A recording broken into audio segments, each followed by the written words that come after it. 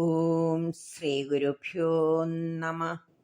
ശ്രീമദ് ഭഗവത്ഗീത അധ്യായം 2 സാഖ്യയോഗ ശ്ലോകം 26. അഥ ചൈനം നിത്യജാതം നിത്യം വാ മന്യസേ മൃതം തഥാപി ത്വം മഹാബാഹോ നൈവം ശോചിതുമർഹസി. അഥ ചൈനം നിത്യജാതം നിത്യം വാ മന്യസേ മൃതം തഥാ അപി ത്വം മഹാബാഹുഃ ന ഏവം ശോചിതും അർഹസി. അഥ ചൈനം നിത്യജാതം നിത്യം വാ മന്യസേ മൃതം തഥാപി ത്വം മഹാബാഹോ നൈവം ശോചിതുമർഹസി.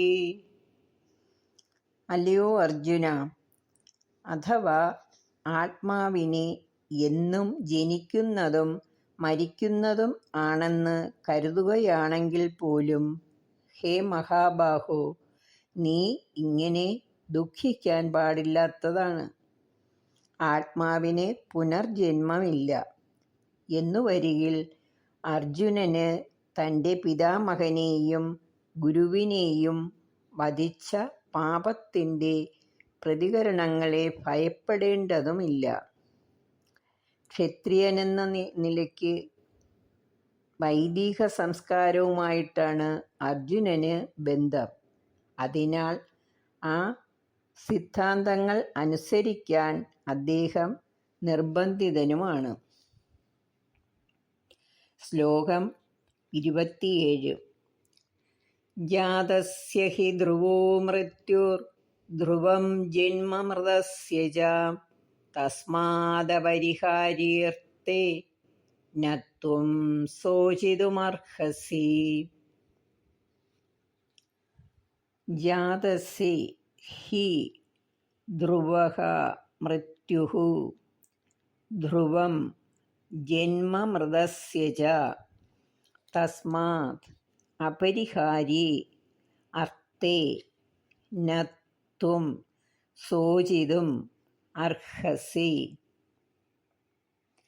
ജാതസ്യ ഹി ധ്രുവോ മൃത്യുർ ധ്രുവം ജന്മ മൃതസ്യ ച തസ്മാദപരിഹാര്യേർത്ഥേ ന ത്വം ശോചിതുമർഹസി. ജനിച്ചവന് മരണം നിശ്ചിതമത്രേ, മരിച്ചവന് ജനനവും. അതിനാൽ തൻ്റെ അനിവാര്യമായ കർത്തവ്യ നിർവഹണത്തെപ്പറ്റി നീ വ്യസനിക്കേണ്ടതില്ല. അതായത്, ജനിച്ചവന് മരണവും മരിച്ചവന് ജനനവും സുനിശ്ചിതമാണ്. ആയതിനാൽ പരിഹരിക്കാൻ കഴിയാത്ത ഈ കാര്യത്തിൽ ദുഃഖിച്ചിട്ട് യാതൊരു കാര്യവും ഇല്ല. ജീവിതത്തിൽ താൻ ചെയ്ത കർമ്മങ്ങൾക്കനുസരിച്ച് ഒരാൾക്ക് ജന്മമെടുക്കേണ്ടി വരുന്നു. ആ കർമ്മങ്ങളുടെ കാലാവധി കഴിയുമ്പോൾ അടുത്ത ജന്മമെടുക്കാൻ വീണ്ടും മരിക്കുകയും വേണം. ഇപ്രകാരം ഒരാൾ ഒന്നിനു പിറകെ ഒന്നായുള്ള ജനന മരണമാകുന്ന ചക്രത്തിൽപ്പെട്ട് മോചനമില്ലാതെ ഉഴലുന്നു. മനുഷ്യ സമൂഹത്തിൽ നീതിപാലനത്തിനു വേണ്ടി യുദ്ധവും ഹിംസയും ഒഴിച്ചുകൂടാതെ വരുന്നു. കുരുക്ഷേത്ര യുദ്ധം ഈശ്വരകൽപ്പിതമാകയാൽ അത് അനിവാര്യമാണ്. അർജുനൻ ക്ഷത്രിയനാകയാൽ നീതിക്കു വേണ്ടിയുള്ള ഈ യുദ്ധം ക്ഷത്രിയധർമ്മവും അത്രേ. ശ്ലോകം 28. അവ്യക്താദീനി ഭൂതാനി വ്യക്തമധ്യാനി ഭാരത അവ്യക്തനിധനാന്യേവ തത്ര കാ പരിദേവന. അവ്യക്താദീനി ഭൂതാനി വ്യക്തമധ്യാനി ഭാരത അവ്യക്തനിധനാനി ഏവ തത്രക പരിദേവന. അവ്യക്താദീനി ഭൂതാനി വ്യക്തമധ്യാനി ഭാരത അവ്യക്തനിധനാന്യേവ തത്രക പരിദേവന. ഭരതവംശജനായ ഹേ അർജുന, സകല ജീവജാലങ്ങളും ജനിക്കുന്നതിനു മുൻപ് അവ്യക്തമായിരുന്നു. മരണാനന്തരവും അവ അവ്യക്തമായിരിക്കും.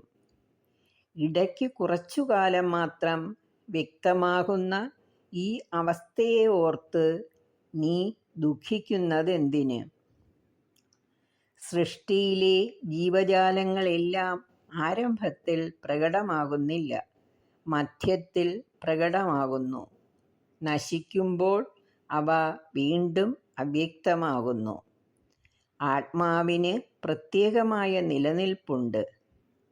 സൃഷ്ടിക്ക് മുൻപ് ഭൗതിക മൂലധാതുക്കളിൽ ആത്മാവിൻ്റെ സാന്നിധ്യമില്ല. അവ അവ്യക്തമാണ്. സൂക്ഷ്മമായ ഈ അവ്യക്തതയിൽ നിന്ന് പ്രത്യക്ഷീഭാവം ഉണ്ടാകുന്നു. ഹരി ഓം.